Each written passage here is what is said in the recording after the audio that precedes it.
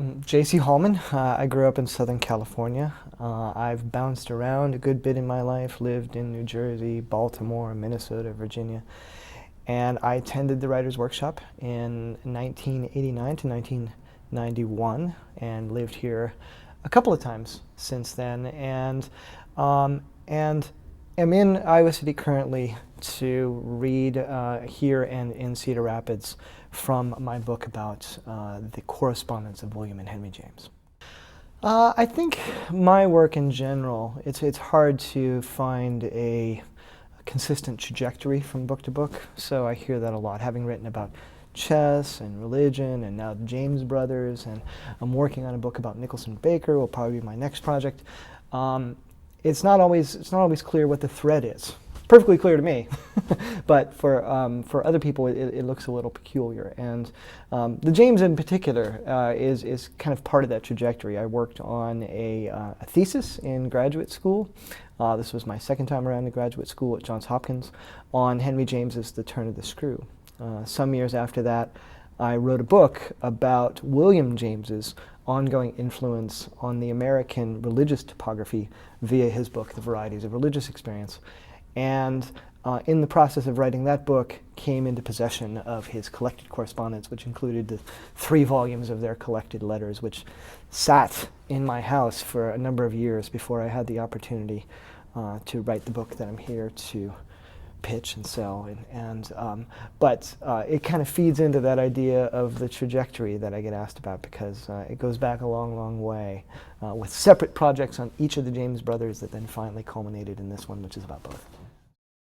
Well, I think the business of writing and literature practically discourages us from thinking on that level. If you think about the practice of reviewing books, there's very much a kind of thumbs up, thumbs down mentality, as though what we do as readers is sift through other writers' work, looking for the ones that really rise above the pack, as though all the books are failures except for the few that come to stand for a writer's career. And I don't think that's how it feels as you produce a series of books. I think they all feel like a part of a consistent trajectory.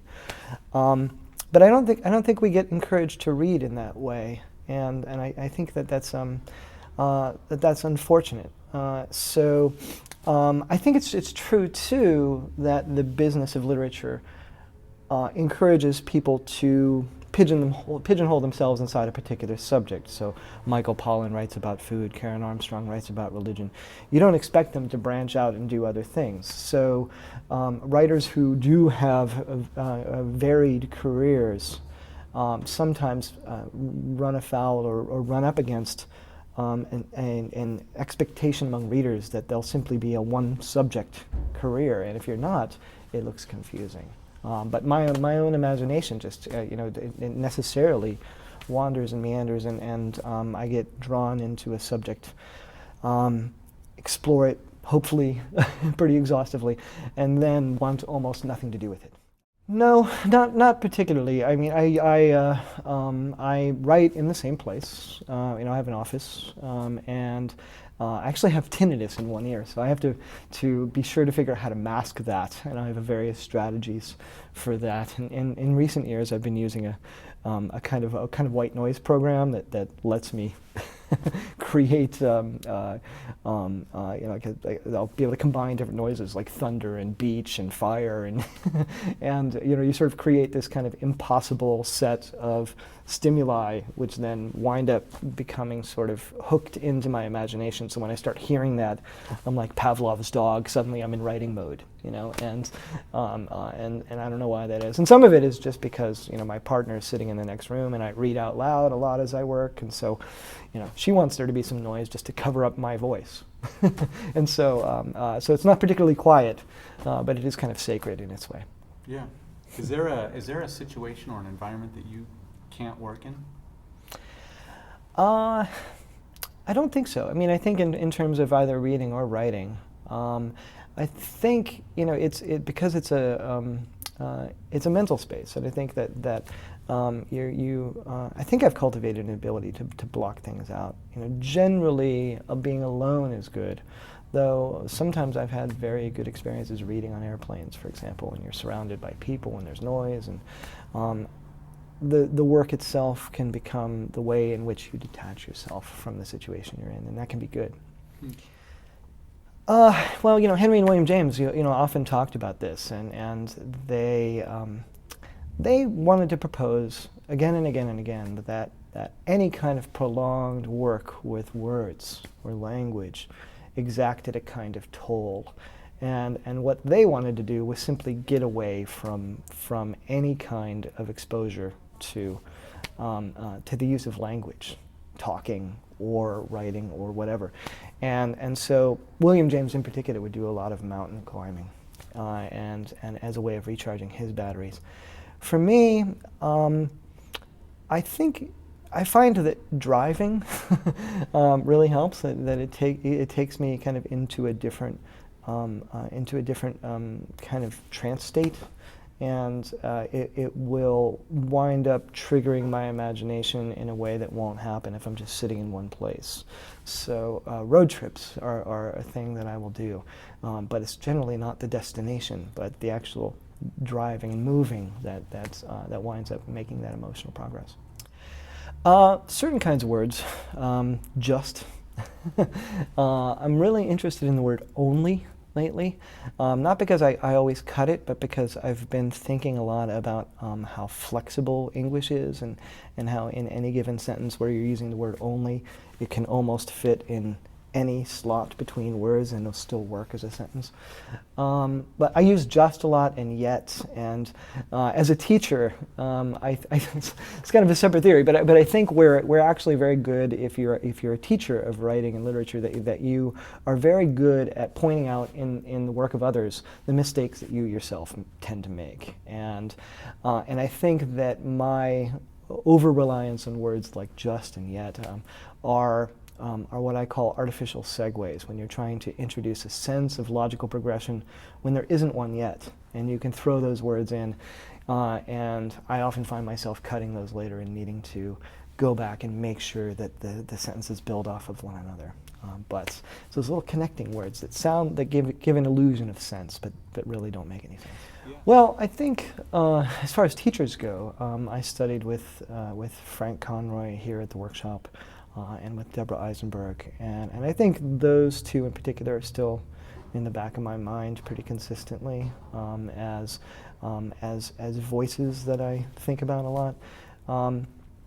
As a writer, I think a lot about in my nonfiction writers like Bruce Chatwin, that is somebody who is writing kind of narrative travel journeys, which I often do. This book is a bit of a departure from that, but which have a kind of heady, critical component. You're not just describing your experiences, you're critiquing them as though they have meaning unto themselves. And so he's an example, but just one of many that and I think we all compile our writerly identities out of not just one or two people that we think about a lot, but out of our whole libraries. Well, I just had the real great good fortune of being named a Guggenheim Fellow for 2013, and that is an incredible honor, and it's also very daunting because I won it for a project that I've wanted to do for a long, long time, and that's this. It's a travel narrative about a small country in southern Africa called Swaziland, and that one has really haunted my imagination for a long, long time, and now that I really have the opportunity and the means to do it, I'm feeling pretty daunted but excited about the prospect. I guess it would depend on how you define that. I think when I wrote about William James and his own thinking on religion, he's the founder of pragmatism, the philosophy of pragmatism. And pragmatism is a method for a kind of new definition of truth. He argued that our definition of truth didn't work particularly well because even though we all had this one singular idea of truth, there was still this bevy of ideas about what was true. So to his mind, clearly truth as it was defined didn't work, and he wanted a new definition. He wanted a definition of truth that would enable a true pluralistic spirit And I think, I kind of came to accept that, so, pragmatism is not a religion, and arguably it's not even really a philosophy, but nevertheless it gives you a kind of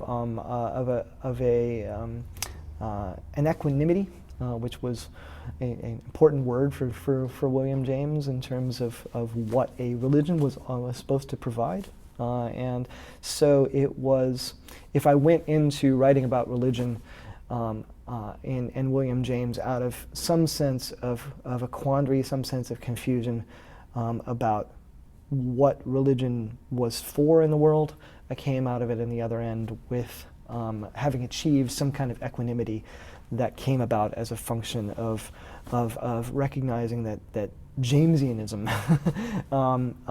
offered something. And so I wouldn't really call it a spirituality, but it's the closest I can probably come.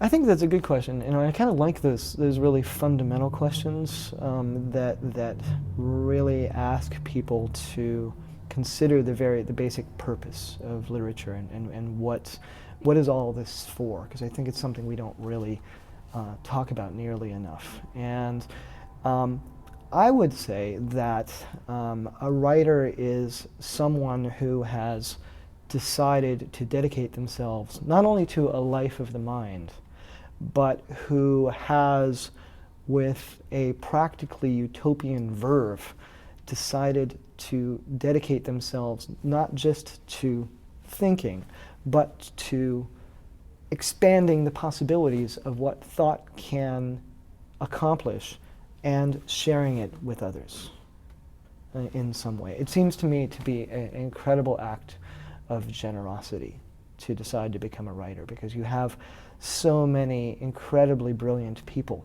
who could do anything that they wanted. They're brilliant. They probably could decide to be anything or do anything, and decide to undertake this lifelong project that doesn't really offer many people much by way of remunerative reward. And I find that to be incredibly heartening, that there are so many people who decide to dedicate themselves to thought and to sharing what progress they're able to make.